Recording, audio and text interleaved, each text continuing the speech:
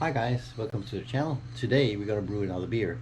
Reason being is because I got some hops left over from last time and I don't want to waste it at all. So we're gonna make a another beer today, and that's actually gonna be a Keylime Elderflower New England Pale Ale. So it's a little bit different, but it's gonna be quite nice. Of course, everything starts with a good quality water for the stuff, and then all the hops are set up. What you need is basically the pH to be controlled.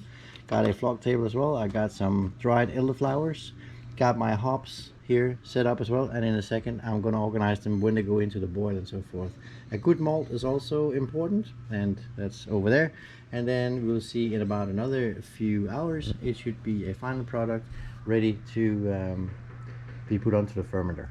Stay tuned. Well, let's smack the yeasts. That way there's no way back. It takes 3 hours before this is going to be yeasting up a little bit, so I use the smack packs because I kind of like them better. Most of the time I haven't had any bad experience with it. They're probably as good as anything else, but once you hit it, then you're ready to go in about another 3 hours. We are now almost ready to go.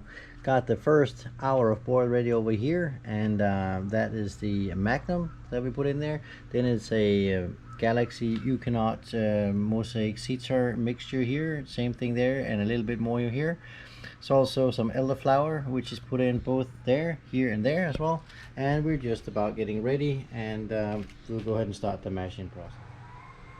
So we're short of getting ready to mash in. We got 62 degrees. It's gonna go 65 degrees, and it's gonna stay at 65 for 60 minutes with the malt in it. Then we're gonna mash it out at 75 degrees for 10 minutes afterwards. So while we're waiting for the last 2 degrees to go up to 65, you might as well go ahead and hit the like, subscribe button, and also hit the notification bell, and then you can see how you make your own home brew in your backyard. So 65 degrees, we're ready to go. We're going to put some pH stabilizer in there to 5.2 during the mashing process as well. 1 teaspoon for 5 gallons, and then we're going to put in the malts right now.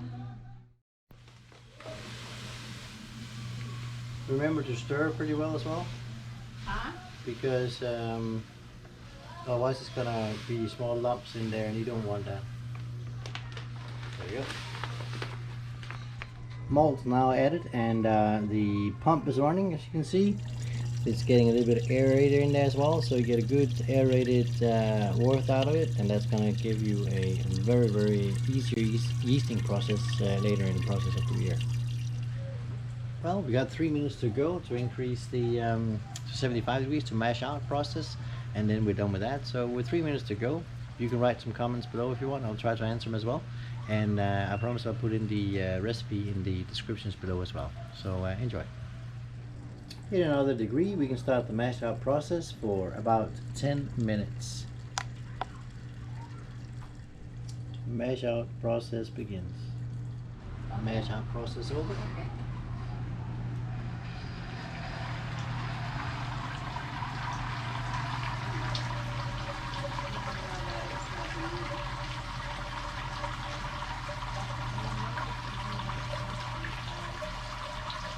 And now sparge water is going to be added to flush the last part out. Sparge water.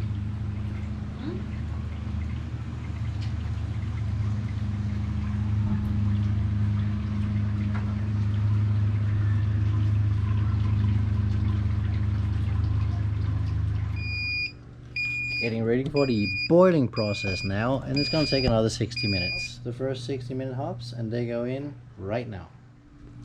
Key lime is now added, hops as well over there, and now the boiling process just starts. Coming in 15 minutes prior to the end of the boiling process. Now we transfer all the beer from here, or the wort, over through the heat exchanger, and then it comes out cold here. Right now it's 30 degrees, but it's going to fall down to room temperature within the next hour or so. And then it comes over to the fermenter, and then we need to add some yeast, and the yeast I'm going to use is the yeast 1318 from Wyeast, and now it looks like this. So in a second we're going to go ahead and put that over, and then it's going to go fermenting for at least 10 days. It might be actually going for 18 days because I'm going to dry hop this as well.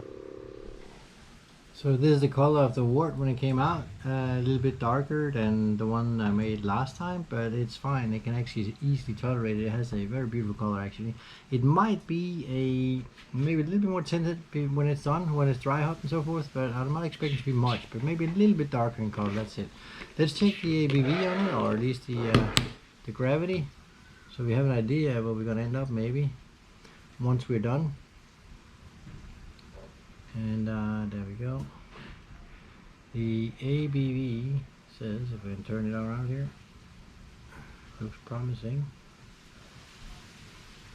It goes 1.046, almost, well, 7 actually, 0.47. So we're probably looking at an ABV when we're done with everything fermenting and so forth. I'm expecting maybe between 5.9 to 6.1, maybe 2. But 5.9 is okay, 5.8 is fine as well. We'll see how it goes.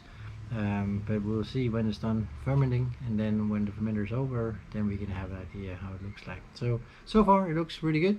I'm very happy with it, and let's see what the final result is in a few weeks. Again, so now while we're waiting for the transfer of the hot wort going into the fermenter, we might as well just have a look at what's going to happen next. Right now everything is going over, probably is about halfway, a little bit more than halfway going through, and as it's pumping through and getting cooled down to room temperature, it ends up over here, and then I'll put in or add the yeast. Once the yeast is in, we'll go ahead and let it yeast off for 10 to 18 days, where at least the 5 to 7 days is going to be with dry hopping.